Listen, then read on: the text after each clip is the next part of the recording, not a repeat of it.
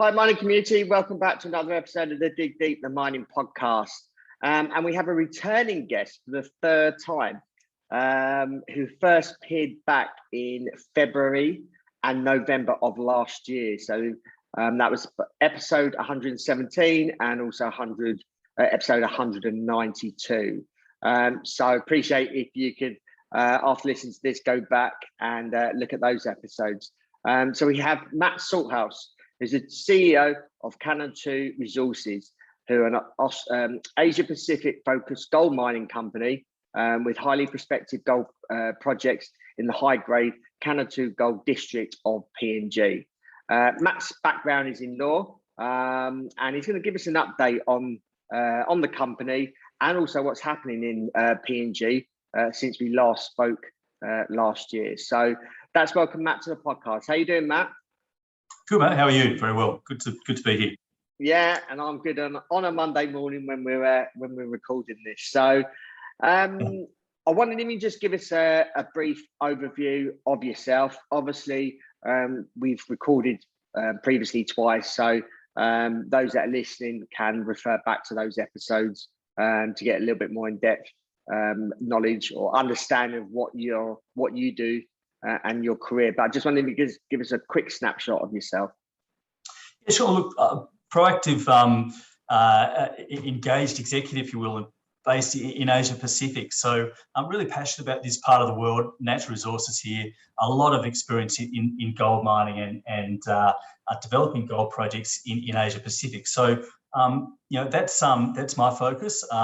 Lawyers say originally don't hold it against me. Very much a commercial focus to what I do and what I bring in terms of taking projects from the earliest stage and bringing them through in this part of the world, which, as I say, I'm quite passionate and experienced in working in. And Kanantu very much, we're coming up to nearly 2 years since we listed the company, over 2 years since we demerged the company in 2020. So through the COVID period, we've built a company here, which was always the intention to take some early stage assets through from concept into early stage exploration, development, and build a platform and add to them. So really commercializing that concept, very much in line with my career, I guess, and in line with the stakeholders and the partners in terms of what we wanted to do with Kanantu. So we've been pretty busy the last 6 months, the last 2 years in pushing that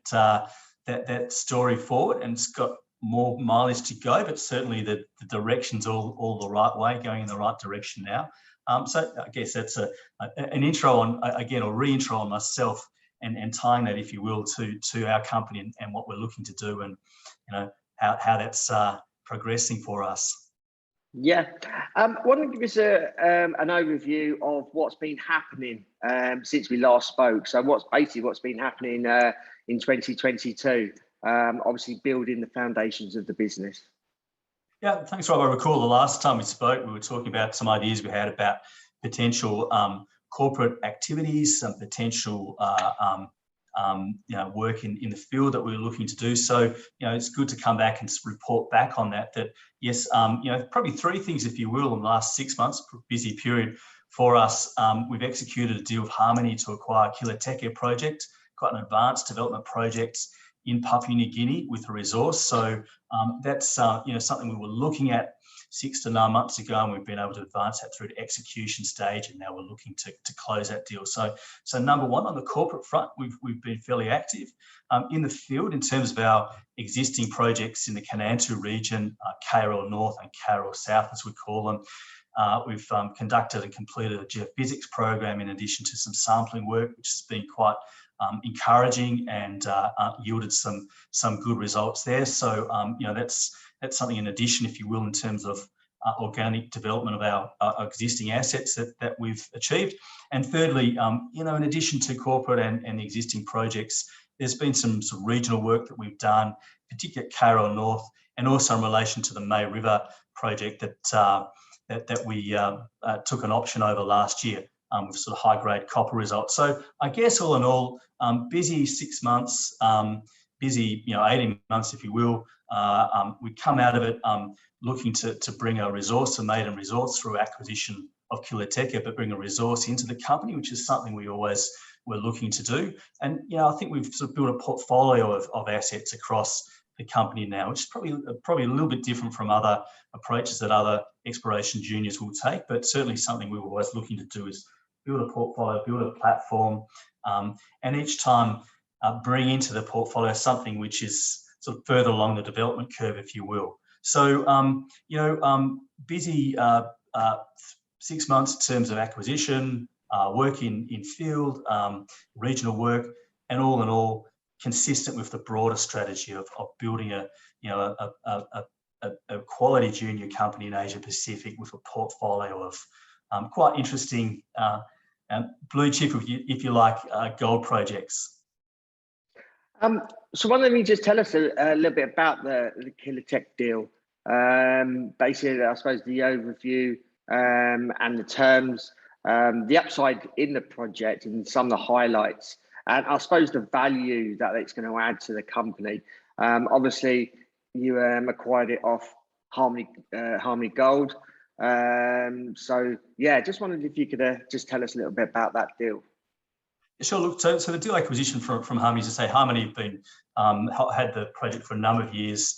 Did 36,000 metres of drilling, spent over 25 million on it, and look, it's got an existing inferred resource to South African standards. On an equivalent basis, and everybody calculates the equivalents a little bit different, but certainly over 6 million ounces of gold equivalent with this project. So it's an advanced development project with a clear resource and a great body of work that Harmony have done to top tier company standards. So excellent foundation or a foundation development project for our company to acquire, quite a transformational project to have acquired. So that's, if you will, the overview highlights from our point of view. In terms of the terms of the deal, initially 2 payments to be made to Harmony, $500,000 US each. On the payment of the first $500,000, we acquire 100% of the company. So effectively complete the deal, your usual conditions precedent to close, pay Harmony $500,000, and then we can close the deal. We own 100% of the Kili Teke project. And then there's a subsequent payment for another $500,000 in due course. In addition to that, there's a royalty stream if the project ever goes to production. And then there's 2 payments contingent on completing a PEA and then a feasibility study at our discretion or to our terms in due course. Assuming we prove economic viability, there's a payment first of $3 million and then next $4 million first in the PEA and then second on a feasibility study to Harmony. Obviously, they're events that are somewhat down the track. In the meantime, though, on settling the deal for $500,000, we do acquire 100% of the project.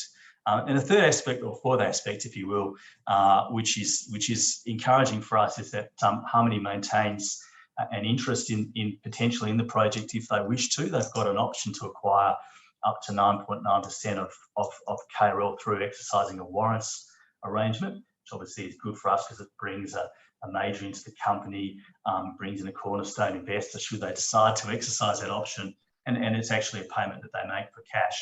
But I think that's also a reflection from Harmony's point of view that the project is of worth and of merit and something that they want to remain engaged and involved in. So to say, look, advanced project, quite a lot of drilling done on it, a lot of expenditure done on it. There's an existing resource. There's some quite potential upside for us in that some of the high-grade skarn mineralisation initially identified by Harmony has not been included in the resource. So there's potential to add that to the resource. There's some really encouraging drill results that were done by Harmony. For example, 542 metres at 0.58% copper, 0.45% grams per tonne gold. That includes 186 metres at 1.2% copper, 1.02% copper, and 0.72 grams per tonne gold. So it's a really exciting project. A lot of results that probably for a company like Harmony or a major probably go with the turf, but for a junior like us to be bringing those sorts of mineralisation outcomes, resources into our portfolio is very positive. And I think it's for us to close this deal and take that forward. And I think that if we do that, which I expect we will in the near term, it's certainly very much a catalyst event to take the company forward. I think the market look for us to close that. It shows we've got potential to do that and bring that deal, bring that asset into the company, and very much gives us a foundation asset to take forward in addition to what we've got, but demonstrates some capability to do some really meaningful deals. The project itself, look, we look at it from the point of view of a junior company. I think certainly Harmony's point of view, they would have looked at this very much from a large copper potential project to bring into the existing very large resource body that they own as a corporate. For us, it's a bit of a different approach. I think there's very much an opportunity for us to re-optimise the existing resource, look at the existing blocks block by block, and look at opportunities to potentially rework or re-optimise the way that the resource is mined, and not high grade the operation, but probably potentially look for high grade ways to do that, and produce quite a potentially strong outcome for us. As a junior with we don't need a particularly large throughput to operate, but it's more about getting a smaller potential production in due course from it, and potentially there's some options here for an open pit mine or something along these lines. So re-optimisation is the key there. The pathway for us is obviously to close this deal. There's some community relations work that we want to do, and I think we can get straight into some sort of further detailed work using existing body of data that we have to move on this re-optimisation thing. I think there's potentially some quite interesting outcomes that we can bring to share with investors in the near term or in the medium term on the broader potential for this project, how we see it, and then how we're going to take that forward. So that's what we're looking to do with Kili Teke. Lots of different moving parts to it, but certainly it's very much a very exciting, dynamic opportunity for us to be bringing in as a junior company. How has the deal been financed? Yeah, so the deals, to accept that the deal is relatively small amount of capital required to close the deal. So $500,000 is the base to close there. The deal is contingent or subject to KRL funding the deal as it chooses, and which includes our ability to do a raising if we wish to close on the $500,000. So it's not a case that we must close this deal and use whatever cash is to hand to do that within a defined period of time. Obviously, the sooner we can fund that and finance that and close the deal, the better. I think we'll probably look to potentially raise a small portion of money in the near future to fund that exercise, and whether that's with a range of existing shareholders or combination of existing and further to come into the company. That's something we'll look at doing. Obviously, the share market's trended down over the last few months, and our stock has been as hit as others have been as well. So we're not looking to do some large dilutive raising, or we don't need to do a large dilutive raising to close this transaction right now. But it is something that we'll certainly look to potentially raise some funding in the near future to close this Kili Teke deal, because clearly it's got a whole lot of potential to it. And I think the last thing that anybody would want to do entering into something like this is to sort of have it sit on standby because of where market conditions are. We need to keep building our company. We think we've been successful building it.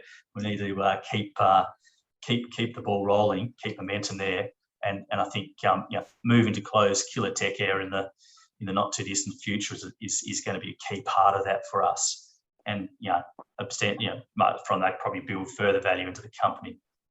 I wonder if you could give us a brief update on May River.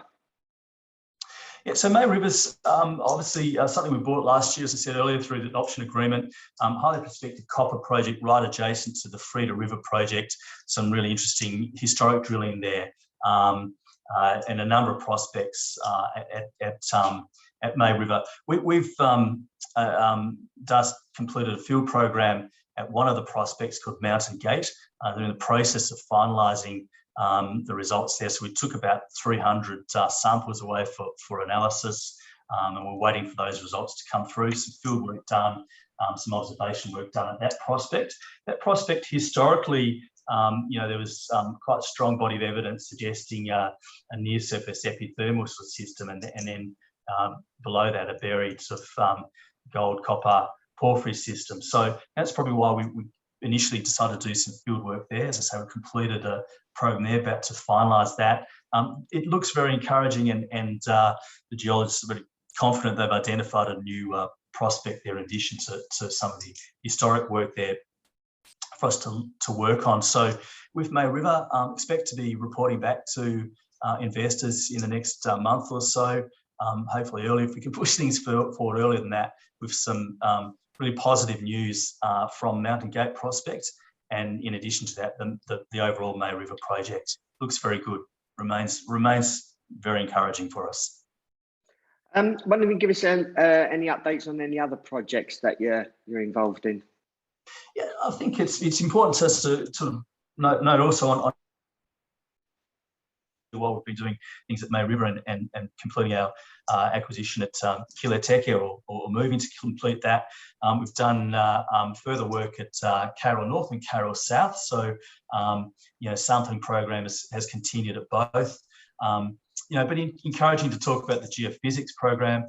We were invited to work with K92 on that program. So K92 took the lead really in doing geophysics over their area, and obviously while mobilised, we took the opportunity to do some further geophysics at our cost, certainly with the support of K92 initially to get that program going. So very grateful to them for that support. And I think overall, primarily money their work, but inclusive of ours, probably the biggest airborne geophysics program done in PNG for over 20 years. So pretty encouraging. I think the K92 people got some really encouraging results from that themselves, which I'll let them talk to. For us, very positive in terms of Carroll North, and overall, it evidenced high conductivity, most likely indicating a couple of buried, potential buried, shall I say, porphyry systems at Carroll North. And what we're looking for is to continue this sort of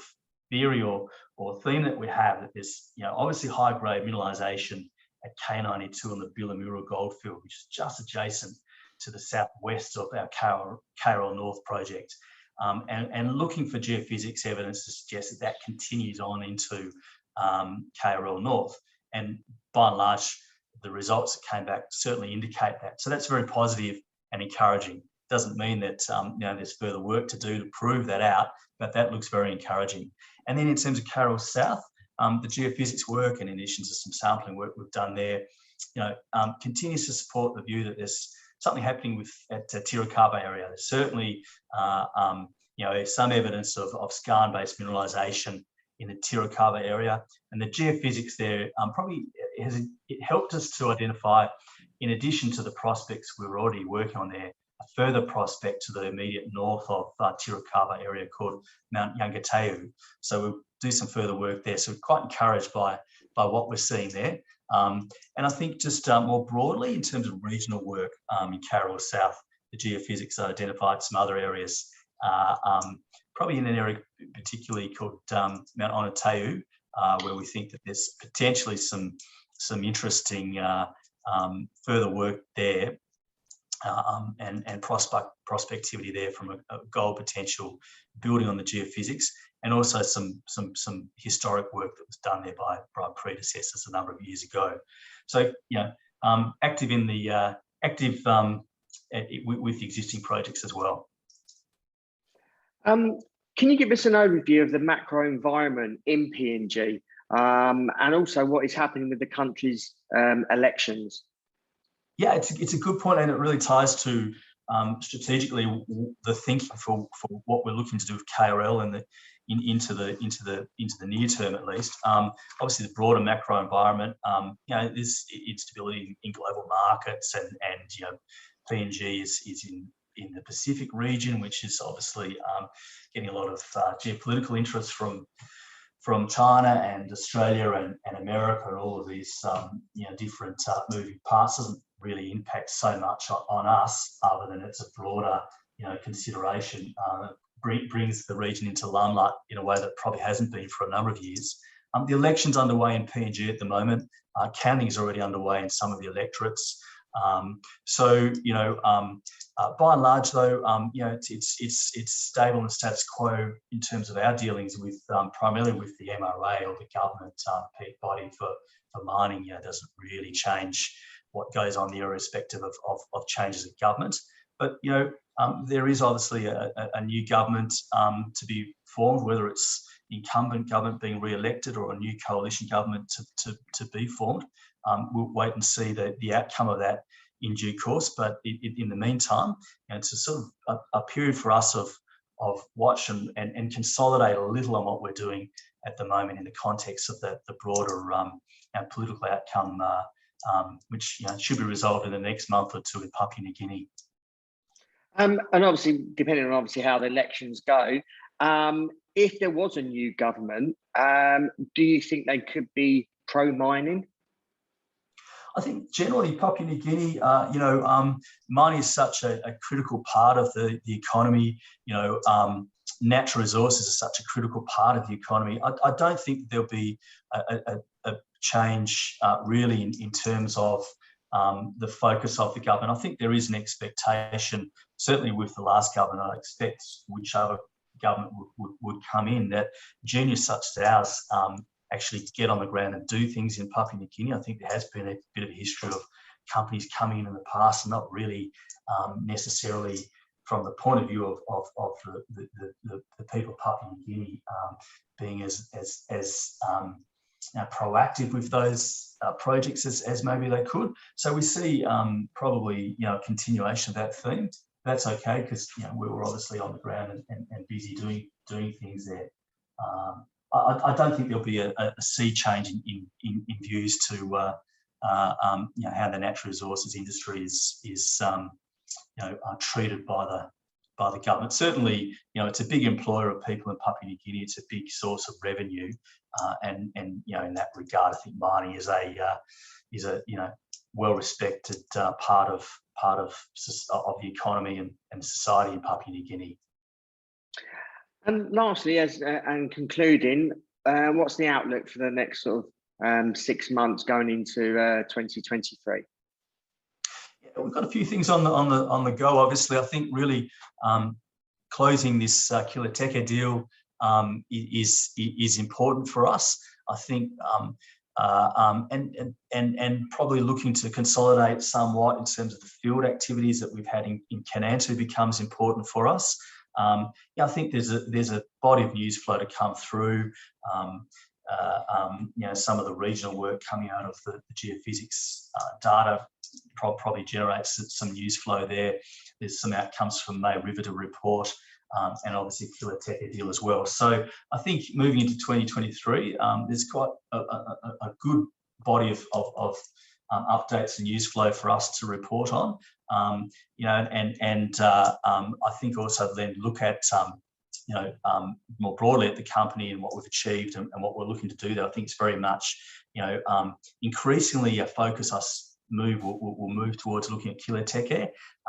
That's also not to ignore the work that we've done and the successes we have in Kanantu. We'll continue to focus on those, but very much a time to sort of build on what we've done, consolidate on what we've done, and I think that's, to be honest, appropriate in the capital markets where they're at the moment. I think it makes sense to take a sensible, measured approach to corporate strategy and evolution of a junior like ours. So that's the plan for the next 6 months or so. Yeah, well, it seems you've been pretty busy since we last spoke, and obviously there seems a big, bright future and outlook for the remainder of the year. You've got obviously a lot of things that you're working on. So obviously wish you well for the rest of this year and obviously for the future. If our audience wants to reach out to you, if they've got any questions, how can they go about doing that? And again, social media platforms that you're on and actively on and promoting. Yeah, so social media platforms are maintained, all of the usual Instagram and Facebook and Twitter and LinkedIn are up. Obviously, and also on the website, there's a link to an information page which we monitor and get emails from shareholders and people every day. So we check that daily, and if people want to communicate to us there, we welcome it, and we'll be back in touch. Yeah, Matt, really appreciate your time. Give us an update, and no doubt you'll be on either later this year or beginning of next year with a further update. For those that are listening, appreciate your continued support. Hope you enjoyed that episode. There's obviously a lot of things happening in PNG, and especially with Kainantu Resources. So maybe keep a close eye on them and look at obviously their developments. And yeah, appreciate you can share this episode amongst friends, family, others in the industry to obviously share this information out to all the corners of the world. So until next time, happy mining.